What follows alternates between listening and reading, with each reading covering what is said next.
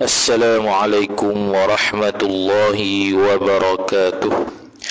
A'udzu billahi minasy syaithanir rajim. Bismillahirrahmanirrahim.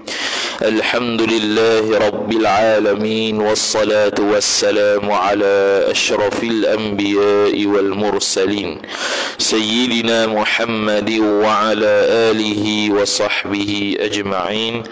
Subhanaka la ilma lana illa ma 'allamtana innaka antal alimul hakim. ولا حول ولا قوة إلا بالله العلي العظيم. رب اشرح لي صدري ويسر لي أمري واحلل عقدة من لساني يفقه قولي وسدد لساني واهد قلبي بحق نبيك محمد صلى الله عليه وسلم. اللهم أغننا بالعلم وزينا بالحلم وأكرمنا بالتقوى وجملنا بالعافية. نوينا التعلم والتعليم والتذكر والتذكير والنفع والانتفاع والإفادة والاستفادة والحث على التمسك بكتاب الله وسنة رسوله صلى الله عليه وسلم ودعاء إلى الهدى والدلالة على الخير ابتغاء وجه الله مرضاته وقربه وثوابه سبحانه وتعالى آمين يا رب العالمين. Kitab Penawar Bagi Hati, muka surat 68 baris 3 daripada bawah. Wa qala Syekhul Muallif rahimahullahu ta'ala wa nafa'ana Allah bi'ulumihi wa bi'ulumikum wa bi'ulumi masyayikhina fid darain amin ya rabbal alamin. Kata pengarang Al-Syeikh Abdul Qadir bin Abdul Muttalib Al-Mandili Al-Indonesi rahimahullahu ta'ala, kata dia, dan barang siapa, empat bawah, dan barang siapa sedikit pengetahuan, niscaya sedikit oleh kuatnya. Kerana ini takutnya, takut ni tak ada titik, tak ada alif. Tahu alif tak ada bukan takut bukan kuat, takut. Dan barang siapa sedikit pengetahuan, niscaya sedikit oleh takutnya. Kerana ini bersabda Nabi sallallahu alaihi wasallam, ana akhwafukum lillahi ta'ala. Jadi sambung perbahasan kitab yang terakhir, bab yang kedua, iaitu takut kepada Allah Subhanahu wa taala. Takut kepada Allah Subhanahu wa taala merupakan salah satu daripada sifat mahmudah dalam hati. Sifat yang terpuji yang sepatutnya ada pada tiap-tiap mukallaf. Maka dia kata, sambung perbahasan berkaitan khauf. Dia kata, dan barang siapa sedikit pengetahuan barang siapa, niscaya sedikitlah oleh takutnya, takut barang siapa. Sebab itu kalau orang yang kenal Allah Subhanahu wa taala lebih, maka lebihlah takut dia. Kalau kurang kenal Allah Subhanahu wa taala, kuranglah takut dia. Nanti muka surat sebelah 69 tu dia akan buat mai contoh. Budak-budak tak takut ular sebab dia tak kenal ular. Orang tua dia kenal ular, dia takut sebab ular bisa. Jadi takut tak takut ni diukur dengan pengetahuan. Jadi lagi takut dia kepada sesuatu, lagi banyak tahu dia terhadap sesuatu, maka lagi takutlah dia tu kalau dah ada mudarat. Kalau lagi kurang pengetahuan dia terhadap sesuatu, maka kuranglah takut dia. Kalau tak ada pengetahuan, tak takut langsung. Tu ya. Okay. Jadi takut tu ada beza-beza. Sebab tu kita kata minggu lepas, takut ni ada tahap dia.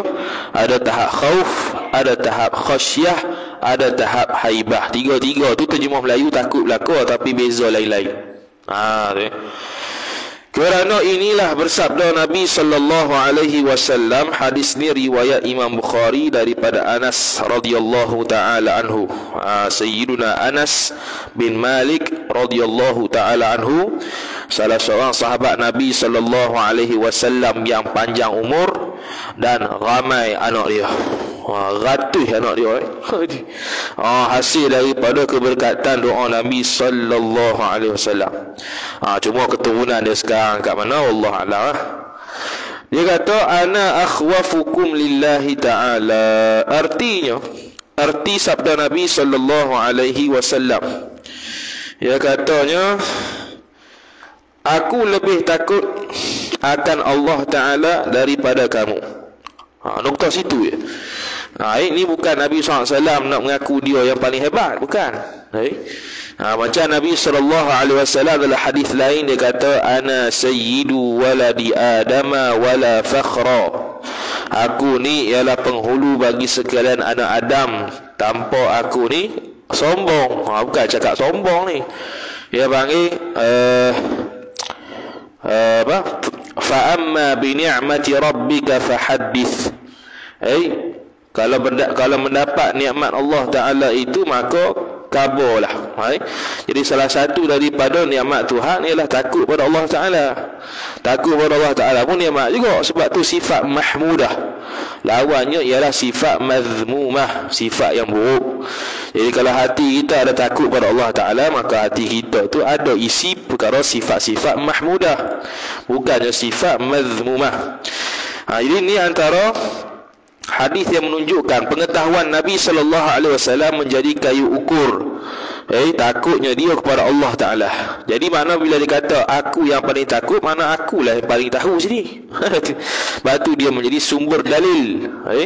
Hadis Nabi sallallahu alaihi wasallam salah satu daripada sumber dalil. Dia panggil dalil primer lah, dalil utama selepas Al-Quran.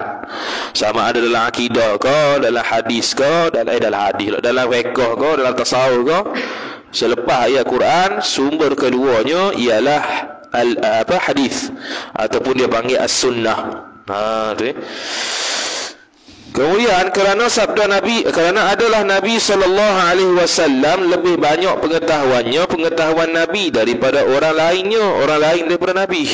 Pengetahuan dari sudut mana? Pengetahuan dari sudut ma'rifatullah, pengetahuan dari sudut hukum hakam fiqh, pengetahuan dari sudut hati, ilmu tasawuf. Semua dia yang paling hebat. Sebab tu bila ada masalah apa-apa di kalangan sahabat, dia akan tanya Nabi lah. Bak tolak ke, bak nikah ke, bak ibadat ke, bak akidah, semua dia tanya Nabi sallallahu alaihi wasallam. Jadi Nabi sallallahu alaihi wasallam ketika itu seolah-olah macam mufti lah. Kalau dia tak tahu, ataupun kalau Nabi sallallahu alaihi wasallam tidak mendapat jawapan lagi, dia tunggu dulu, dia tangguh. Wahyu tak hampa lagi. Wahyu tak hampa lagi. Jadi Nabi SAW senyap lu. Sebab kalau dia cakap juga, cakap Nabi SAW tu antaranya wahyu juga. Walaupun wahyu bukan dari sudut Quran, tapi dari sudut dia tu jadi hadis. Dan bahawasanya takut itu salah satu satu kelakuan yang dipuji. Itulah dia panggil terjemahan bagi mahmudah, terpuji, dipuji. Jadi mana kalau orang yang tidak takut pada Allah Ta'ala, mana tu mazmumah. Mazmumah. Jadi kalau orang yang ada takut pada Allah Ta'ala, dia depan orang ke, duduk sendiri ke, dia akan jadi orang yang bertakwa. Tak ada lah macam duduk seorang buat maksiat, duduk depan orang ramai warak, tak ada. Duduk depan orang ramai ke, seorang-seorang ke, dia warak gitu lah. Dia takwa lagu tu lah seperti mana orang ramai. Tak ada macam dia seorang-seorang duduk buat maksiat depan orang, dia buat baik, tak ada. Tu masih lagi kurang takut lah situ. Wal'ayyadzubillah. Kemudian telah menghimpunlah oleh Allah Ta'ala akan 4 perkara bagi sekalian yang takut akan Allah Subhanahu Wa Ta'ala. Jadi ada kelebihan 4 benda lain pula kalau orang yang takut kepada Allah Subhanahu Wa Ta'ala. Jadi takut kepada Allah Ta'ala ni dia umum daripada takut pada manusia. Jadi kalau takut pada Allah Subhanahu Wa Ta'ala, maka dia akan jaga dua hak. Hak Allah Ta'ala dengan hak makhluk. Bukan semata-mata kalau takut pada Allah ni hak Allah saja dia takut, hak makhluk dia buat lebih kurang. Tak ada, sama ya. Sebab dalam fiqh ni dia ada ubudiyah, dia ada muamalah. Kalau ubudiyah dengan Tuhan, sebab itu dia dalam kitab fiqh dalam dari sudut 4 bahagian cabang tu, pertama sekali dia akan bahas ibadat. Kerana dia berkaitan dengan Tuhan, dia tak berkaitan dengan makhluk langsung. Bab taharah sebab kita nak semayang, lepas tu bab semayang, bab puasa kaitan Tuhan. Zakat fitrah pun itu hak Allah Ta'ala. Zakat harta itu hak Allah Ta'ala. Haji umrah pun hak Allah Ta'ala. Itu semua ibadatun. Selepas daripada ibadah baru dia bahas hak manusia. Hak manusia ada 3. Pertamanya muamalah, jual beli. Kemudian selepas tu dia buat munakahah, iaitu pernikahan. Kemudian last sekali barulah jinayah. Jinayah tu nak balas hukum lah. Kalau dia buat jenayah zina ke, minum arak ke, bunuh orang ke, dia ada balasan dia. Tu jinayah. Dan jinayah ni paling kurang sekali lah dibahas dalam kuliah ni. tak ada orang kuliah maghrib kita akan buka kitab jinayah, tak ada. Kitab jinayah ada karangan kitab Jawi, kita ada karangan Syekh Daud Al-Fatani, bab jinayah saja. Potong tangan ke apa, kalau curi tu semua ada detail situ, satu kitab khusus. Jadi Syekh Daud Al-Fatani ni dia ada banyak kitab khusus. Kitab nikah khusus ada, Idahul Ba'. Kitab haji umrah khusus pun ada. Kitab manasikul haji tu.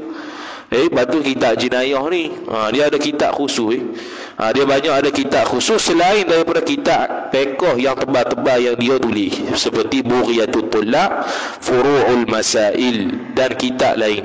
Antaranya Syarah Zubat. Syarah Zubat pun tebal juga. Syarah Matan Zubat tu 1000 baik. Dia syarah aku bahasa Melayu, tebal, lebih daripada Sabila lagi. Cuma tak dicetak, hanya diputus tik. Tak ada orang jual tu.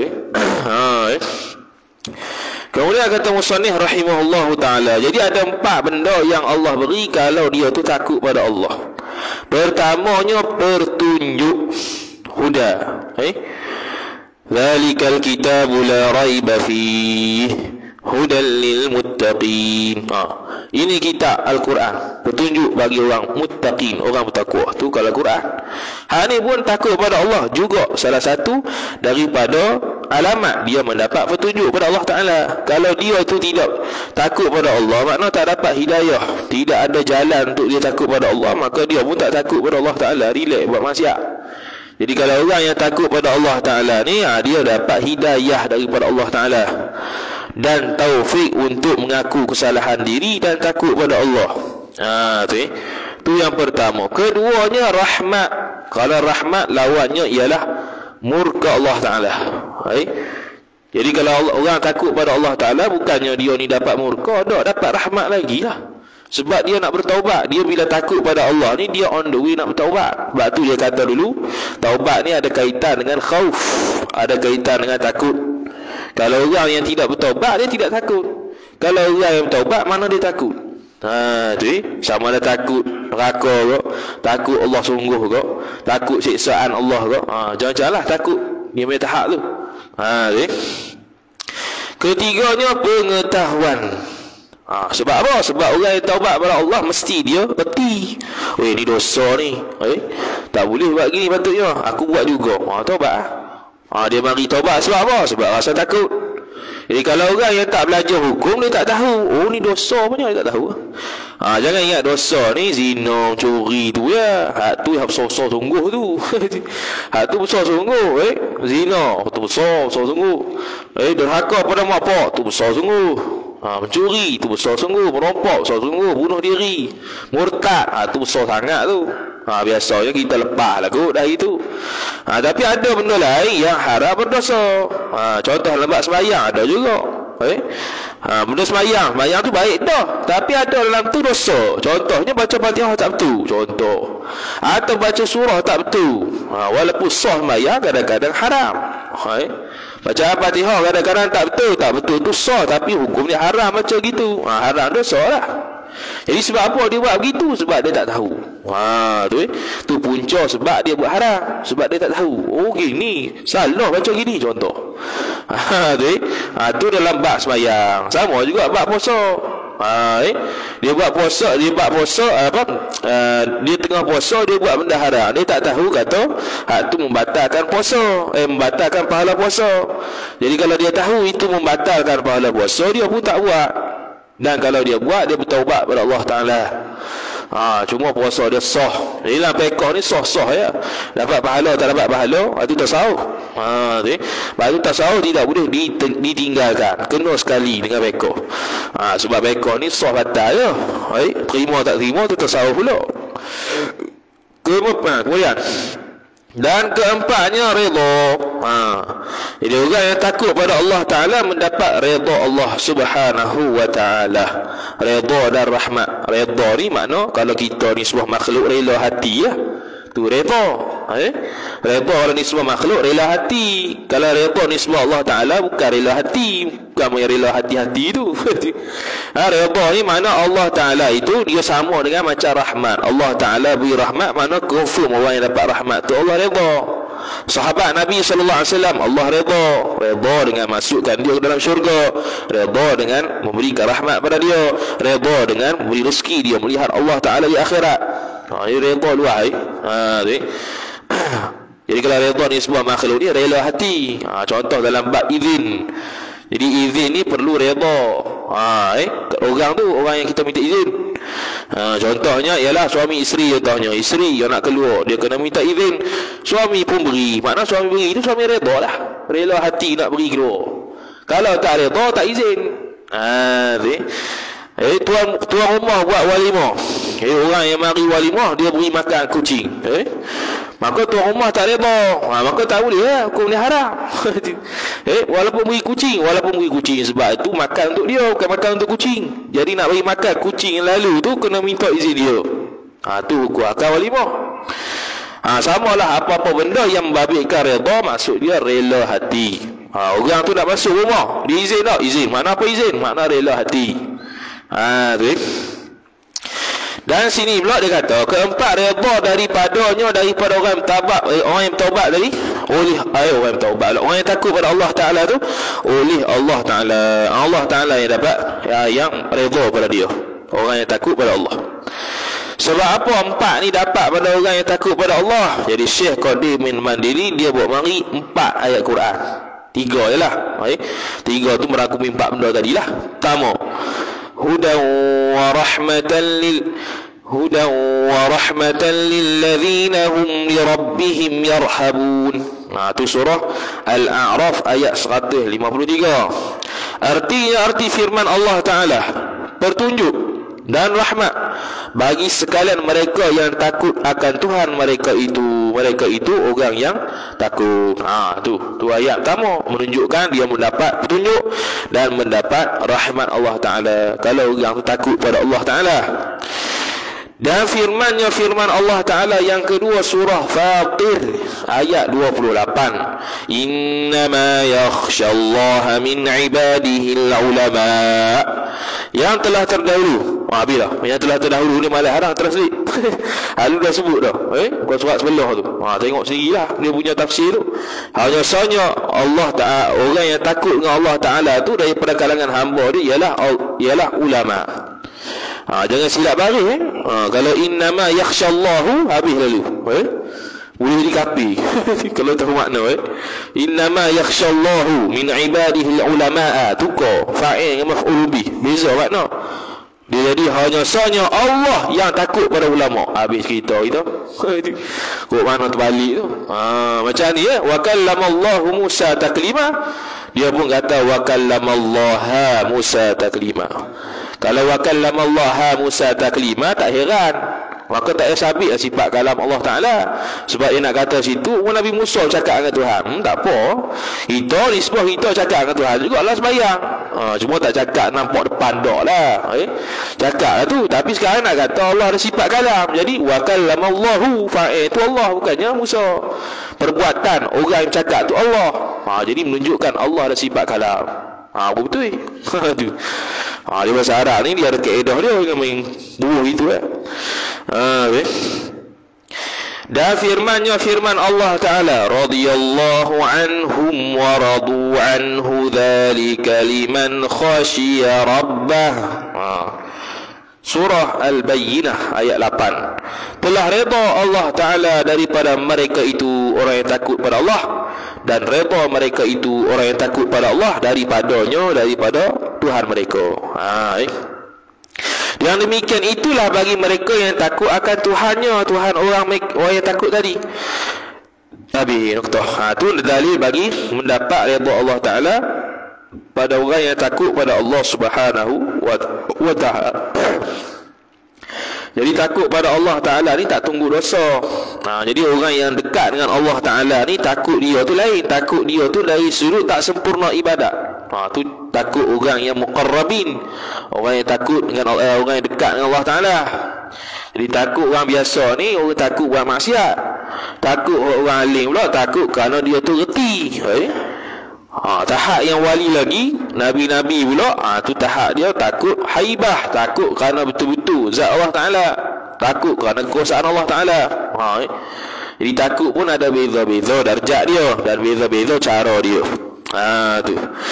Kemudian kata musannif rahimahullahu ta'ala, dan ketahui olehmu akan bahawasanya menghasilkan takut itu dengan dua perkara. Jadi kita duk bahas takut. Sekarang ni dia nak bagi solusi lah pula. Macam mana nak takut dengan Allah ni? Duk takut bagi tadi. Macam mana nak takut dengan Allah Ta'ala? Macam mana nak menghasilkan al-khawfu billah? Maka yang pertama dia kata dengan pengetahuan dan pengenalan. Mana kena ada ilmu. Sebab tu dalam Minhajul Abidin Imam Al-Ghazali rahimahullahu ta'ala sebut, aqabah pertama untuk sampai kepada Allah Ta'ala ialah ilmu. Tanpa ilmu taubat dia sia-sia. Tanpa ilmu takut dia pada Allah sia-sia, kerana boleh silap. Boleh silap cara taubat, boleh silap cara takut pada Allah, silap faham. Dia ingatkan taubat pada Allah ni istighfar 70 kali macam Nabi, rupanya kena qada balik sembahyang 20 tahun. Jadi kalau dia tak belajar hukum tu, dia nak tahu macam mana? Dia ingatkan boleh astagfirullah 70 kali macam Nabi tu tak payah puasa dah, rupanya kena qada juga puasa. Dia ingat astagfirullah tu tak payah dah bayar zakat, sebab dia tak bayar zakat 20 tahun dah, rupanya kena bayar zakat lah qada. Senang dia astagfirullah selesai dah tu.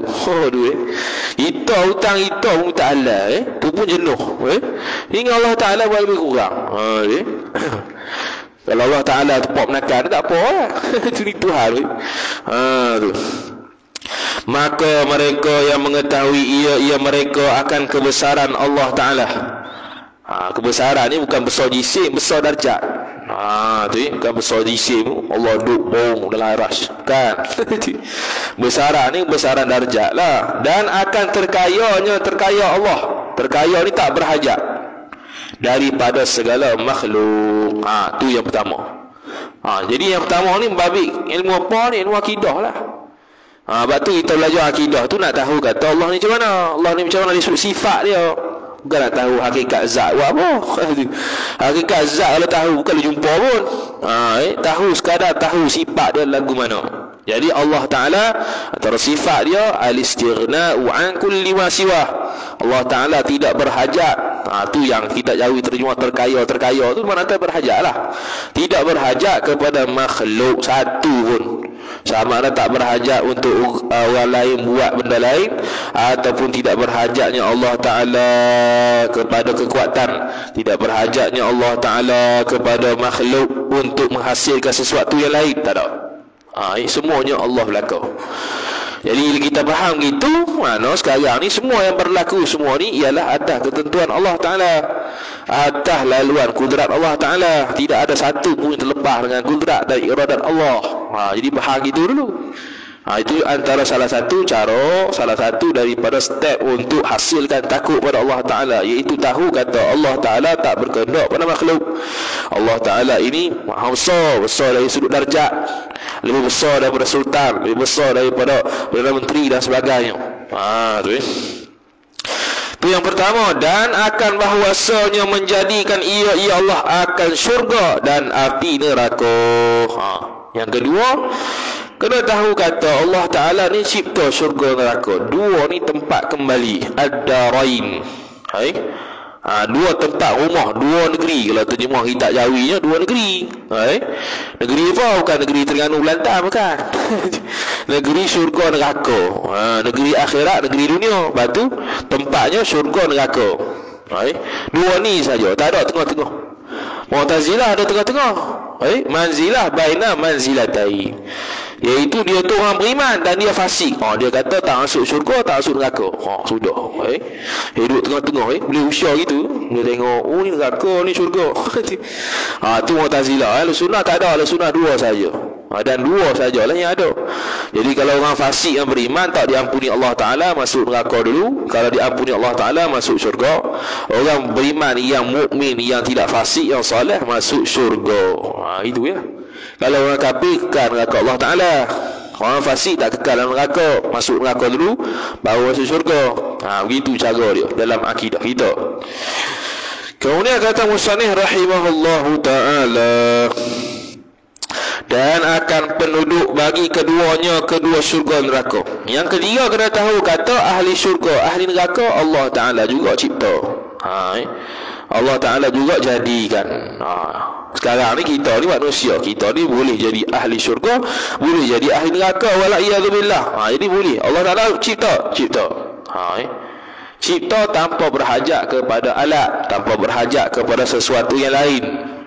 Adapun zahir nampak macam Allah berhajat pada sesuatu, tu bukan dia lah, tu perasaan kita je. Mana contoh kalau Allah Ta'ala menciptakan malaikat daripada nur, bukan Allah berhajat pada nur. Nak kata tabiatnya manusia ni ada sebab kalau nak buat sesuatu, ada sumber dia. Jadi sumber malaikat buat pada apa? Buat pada nur. Kita daripada tanah, kemudian selepas tu air mani. Kalau syaitan iblis tu daripada api. Habis. Kemudian kata musannif rahimahullahu ta'ala, maka tak dapat tiada. Ni bahasa lama ni, tak dapat tiada, dia panggil la budda lahu, semestinya. Kalau tulisan moden tak terima ni, tidak dapat tidak ke dapat? Dia kata dengan kita balik. Tidak dapat tiada, dah dapat ke tak ni? Habis cerita gitu. Tak dapat tiada ni mesti mestilah tak dapat tiada daripada takut ia Allah akan Allah Ta'ala. Bila dia tahu tiga tadi, iaitu dia tahu empat kebesaran Allah Ta'ala, terkayanya Allah Ta'ala, Allah Ta'ala jadi syurga neraka, Allah Ta'ala jadikan penduduk dua tu, maka akan hasillah takut pada Allah Ta'ala. Kerana kita tak terlepas daripada empat ni.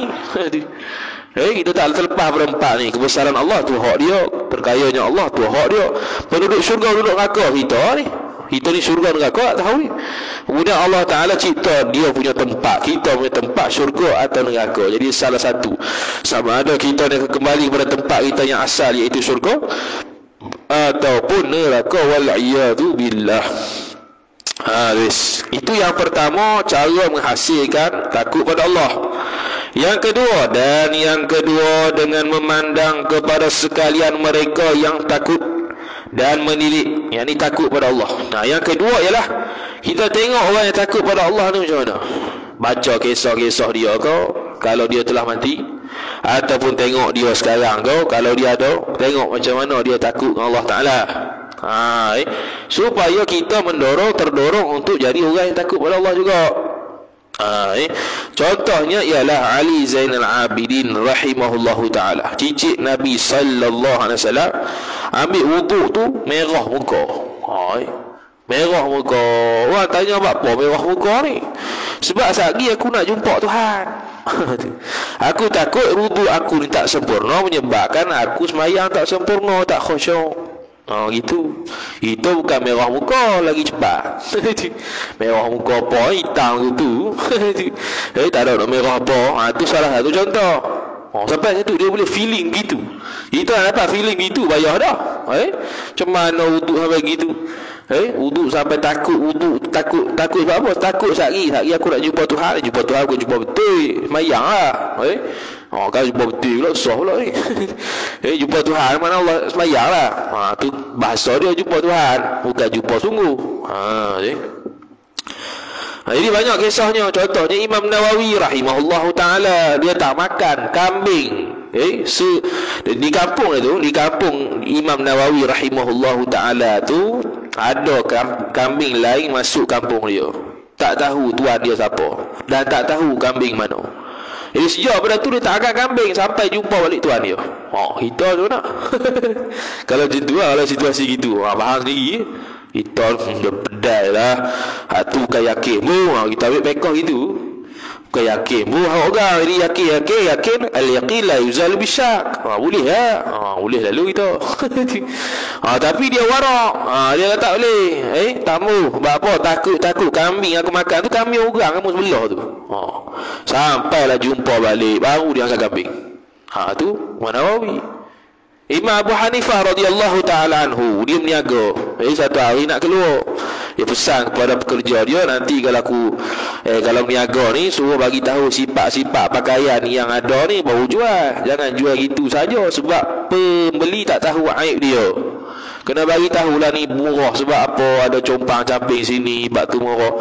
Ni mahal sikit sebab ni kain seberapa sekian-sekian contohnya. Dia pun gila keluar. Balik-balik habis kain terjual semua. Dia tanya pada pekerja tu, lagu mana buat ada apa yang aku sebut tadi? Dia kata tak ada buat, banyak orang sangat, nak terang sekor-sekor susah. Lah kali Imam Abu Hanifah tak ambil untung, ambil modal je, yang untung nak sedekah semua. Tu orang lain orang. Tu takut pada Allah Ta'ala, takut syubhat ya, bukan takut benda haram.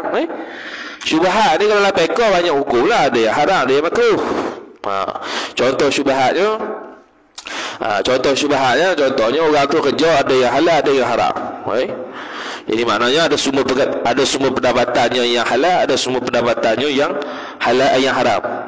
Jadi halal haram ni, bila halal haram maknanya tidak haram 100%, tidak halal 100%. Jadi kalau dia bagi duit pada kita, dalam kitab Hasyiatul Talibin kata makruh ambil. Sebab syubhat dia tu celah campur antara halal dengan haram. Makruh ambil lah. Sebab apa? Sebab dia punya hasil pendapatan ada yang halal, ada yang makruh, tanpa kita yakin yang dia bagi itu halal ke haram. Jadi syubhat situ.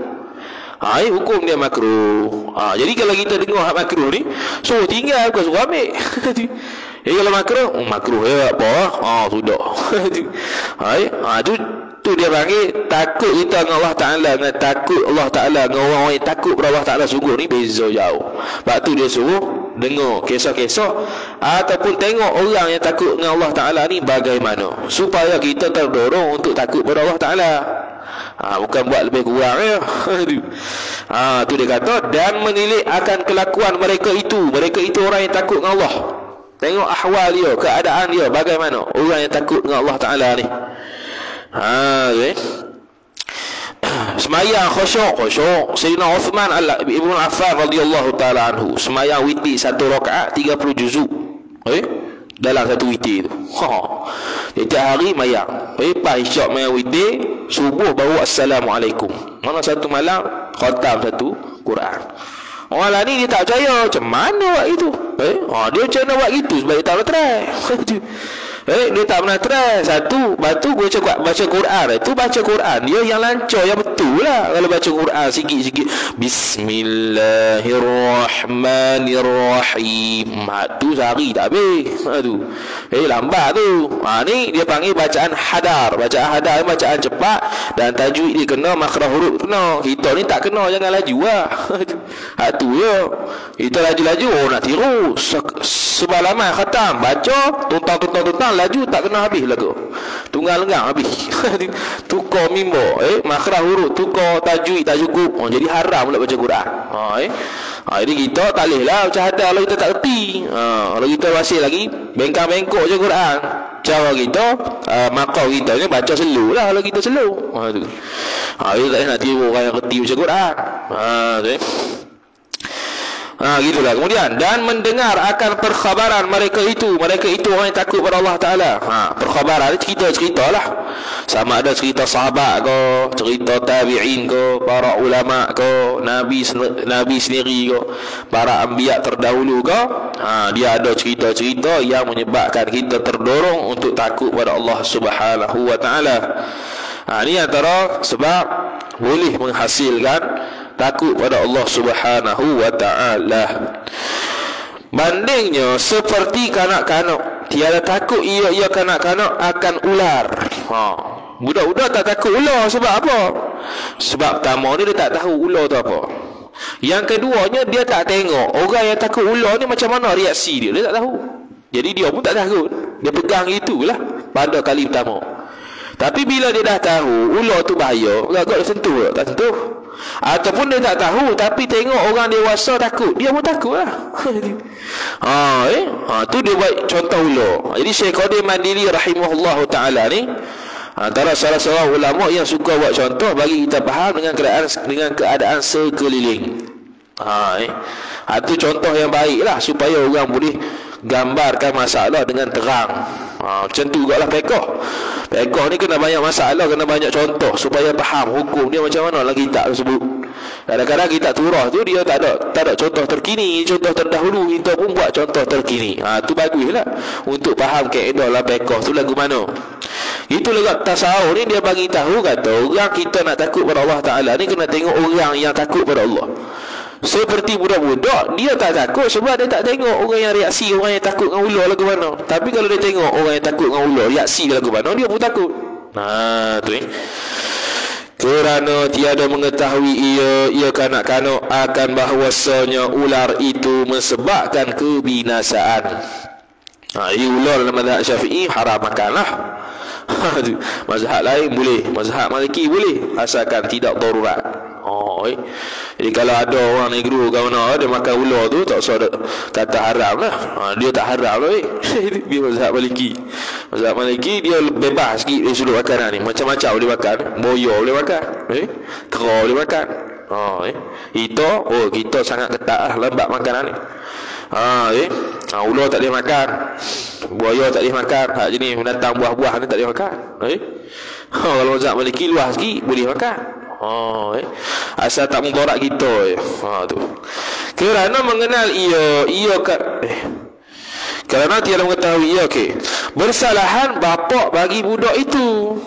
Bapak bagi budak takut ia bapak akan ular. Bapak tu orang dewasa lah. Jadi kalau kita contoh jumpa ular takut, barulah dia tengok orang takut, dia pun takut. Kalau dia tak tengok orang takut dan dia tak tahu ular tu bahaya, dia tak takut. Dia pegang relax lah. Ular pun tengok dia, tak takut ke ni? Mana cerita budak ni? Lepas tu kita lari, dia pun janganlah, dia pun lari. Tu. Kerana mengenal ia bapak tadi dan mengetahui ia bapak tadi akan mudarat dengan sebab dipatuk itu ular. Ular patuk. Jadi ular patuk ni bahayalah. Ular patuk bahaya. Bisa tu kalau tak ubat segera habis mati. Masuk dalam darah selesai.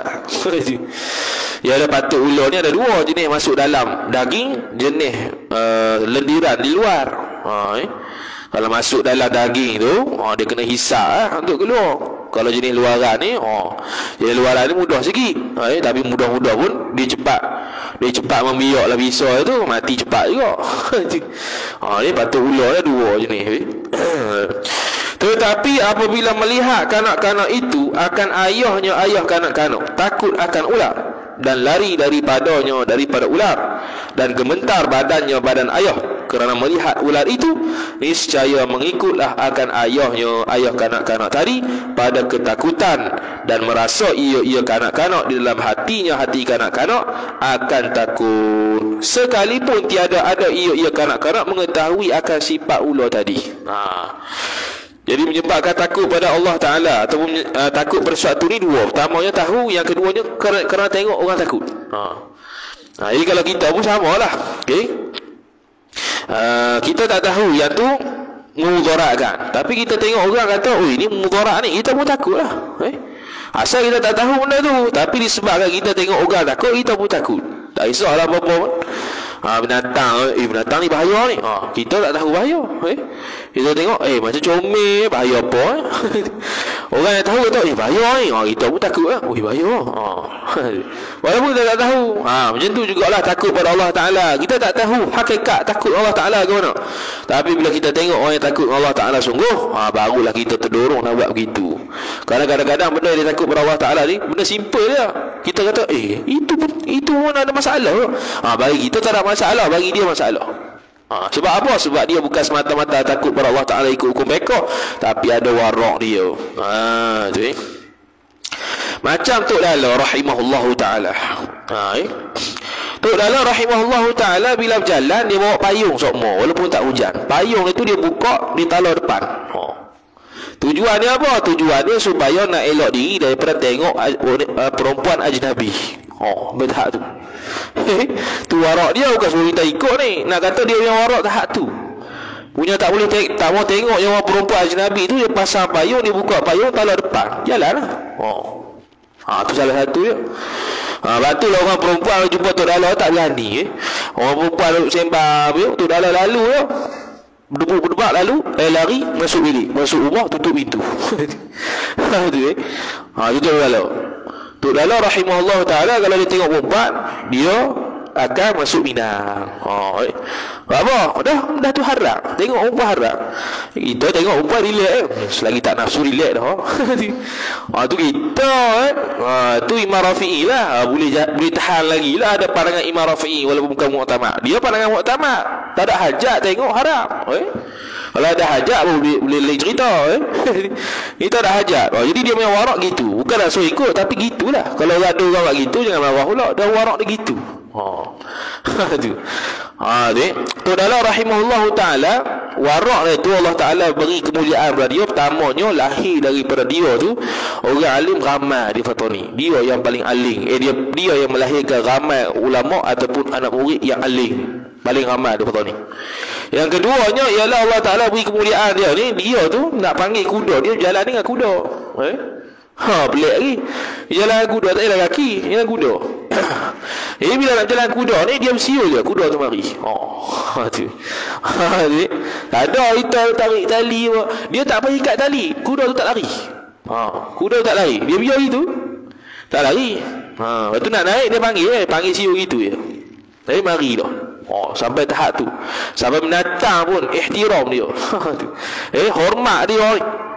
Tu biasa kita dengar dalam cerita-cerita dalam kitab je. Contoh kitab Uqudul Jail. Cerita tentang suami isteri. Isteri dia itu kuat beleber. Kuat beledak. Kuat beledak, kuat beleber. Jadi beleber ni dia tak hira langsung, dia senyap, dia sabar. Sampai tahap dia nak pergi, dia nak pergi ambil kayu di hutan tu, singa tolong angkat. Bertahap tu wali dia. Selepas tahun depan isteri dia tu baik dah, tak beleber dah. Tengok dia pergi hutan, dia angkat kayu sendiri dah, tak ada singa angkat. Faham tak? Sebab yang terlepas yang mesti beleber tu, sebab dia sabar. Sabar dia tu sampai tahap menatang ihtiram dia, hormat dia. Bertahap tu. Bukan nak suruh isteri beleber ni. Habis cerita gini. Habis balik ni dia buat modal boleh beleber tiap hari. Bukan dia cerita tu bukan nak suruh isteri beleber. Cerita tu nak suruh bersabar dengan isteri tu ya. Kalau isteri beleber tu dosa dia. Bukan nak suruh dia beleber, suruh sampai jadi kita ni wali, bukan. Wali-wali ni Allah Ta'ala yang bagi, bukannya kita sendiri boleh iktiraf dah. Kita boleh usaha tapi tak tahu bila dapat ke dah. Ni aku dah sabar, tak berapa nak wali mana aku ni, habis cerita. Dia sabar sebab nak jadi wali. Pelik gitu. Dia wali boleh usaha tapi itulah dapat kedok Allah Allah. Tu ya. Tu antara cerita-cerita tu Dalah rahimahullahu ta'ala. Ada lagi lah cerita pelik-pelik.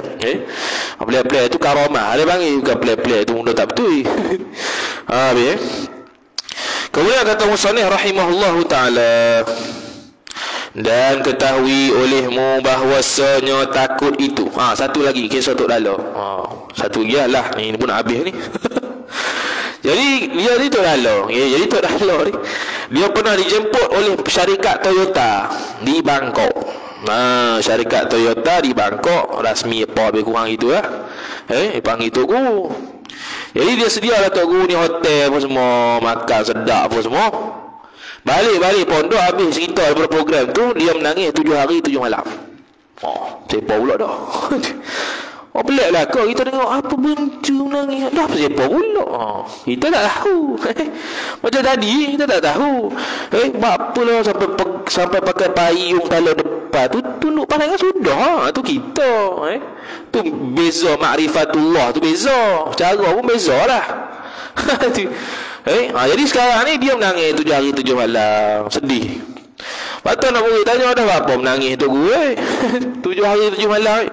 Aku kata aku pergi Bangkok tu, Aku pergi Bangkok tu hotel mewah, makanan mewah. Kemudian dihidang pula dengan perempuan-perempuan ajnabi yang tidak pakai pakaian banyak. Tak tu aurat lah. Bangkok biasalah. Sampai sekarang gitu, macam orang putih. Aku takut Allah Ta'ala haramkan syurga pada aku sebab aku telah mencicipi syurga dunia. Tu dia. Lepas tu dia rumah biasa-biasa lah. Dia tak ada hotel ke apa tak ada. Makan pun biasa-biasa. Apatah lagi bab perempuan lagi lah. Kita kata tadi dia jenis warak sampai ambil payung jalan. Punya tak mau tengok perempuan tu yang ajnabi tu. Pada tahap tu. Tu orang salah satu tokoh ulama Melayu yang takut pada Allah Ta'ala, yang boleh diambil contoh. Tu kita dengar cerita pun hebat sungguh. Nak jadi macam tu susah lah. Kita tak payah pakai payung, duduk penangan sendiri-sendiri dah lah. Tak payah ke payung pun semua. Ataupun ada inisiatif sendiri, silalah. Ni relax habis tu habis. Kata mu'allif rahimahullahu ta'ala, dan ketahui olehmu bahawasanya takut itu seperti cemeti. Cemeti ni pemukul tu lah, yang menghalau ia cemeti akan hamba kepada tuah akhirat, kepada habuan akhirat. Takut ni, mana dia takut pada Allah Ta'ala ni seolah-olah menghalau kita ke arah yang baik. Itu maksud dia, ke arah pahala, ke arah akhirat, bukan ke arah dunia, bukan ke arah maksiat. Tetapi tiada seyogia bahawa berlebih-lebihan ia takut hingga membawa kepada putus asa daripada rahmat Allah Subhanahu wa Ta'ala. Sebab tu kita kata Ahlus Sunnah wal Jamaah dulu, kita kata dulu, dia sama antara al-khauf dan ar-raja. Takut dengan harap tu sama. Dia taklah takut lajak sampai tahap aku buat dosa ni tak diampun ni. Dosa lah tahap teruk macam mana pun, selain syirik pada Allah Ta'ala tetap boleh ampun. Tapi kalau dah syirik pada Allah Subhanahu wa Ta'ala, taubat boleh tak? Boleh, tapi syahadah lah taubat dia. Tu ya, hilang semua pahala. Tu ya. Kalau syirik pada Allah Ta'ala, murtad, dia hilang pahala, tak kembali dah. Kemudian nak masuk balik, kena renew lesen. Lesen ni apa? Syahadah lah. Start kosong balik. Jadi rugilah. Jadi waktu dia tak sembahyang dan tak puasa waktu murtad tu wajib qada semula. Litaghlidhi, untuk memberatkan. Kenapa suruh keluar daripada Islam? Kena wajib qada lah. Tapi kalau orang kafir asli masuk Islam tak wajib qada, sunat je qada. Kemudian kata mu'allif rahimahullahu ta'ala, kerana yang demikian itu, demikian putus asa daripada rahmat Allah, dicela. Tu mazmumah. Sampai tahap dosa aku ni tak ada orang pun. Baca hadis dalam kitab Riyadhus Salihin yang diceritakan bahawasanya seorang lelaki telah bunuh 99 orang. Dan tanya orang ni, kalau aku nak taubat ni boleh tak? Tak boleh, memang hang ni ahli neraka. Dia pun bunuh kali 100. Apa? Sebab dia tanya tu bukan orang lain, dia tanya orang yang kaki ibadat. Jadi kaki ibadat dia tak ada ilmu, dia kata neraka lah. Mau ni tak ada harapan tau. Dia tanya orang yang 101, dia tanya orang yang reti, orang yang lain. Jadi dia kata Allah Ta'ala huwa tawwab. Dia tu maha penerima taubat, boleh taubat, maka dia pun bertaubat. Jadi terima tak? Terima. Wallahu a'lam wa sallallahu ala sayyidina Muhammad wa ala alihi wa sahbihi wa baraka wa sallam. A'udzu billahi minasyaitonir rajim. Bismillahirrahmanirrahim. Alhamdulillahi rabbil alamin, wassalatu wassalamu ala asyrafil anbiya'i wal mursalin sayyidina Muhammad wa ala alihi wa sahbihi ajma'in. Allahumma zidna ilma warzuqna fahma. Allahumma zidna ilma warzuqna fahma. Allahumma zidna ilma warzuqna fahma. Wa sallallahu ala sayyidina Muhammad wa ala alihi wa sahbihi wa baraka wa sallam. Walhamdulillahi rabbil alamin. Wassalamu alaikum warahmatullahi wabarakatuh.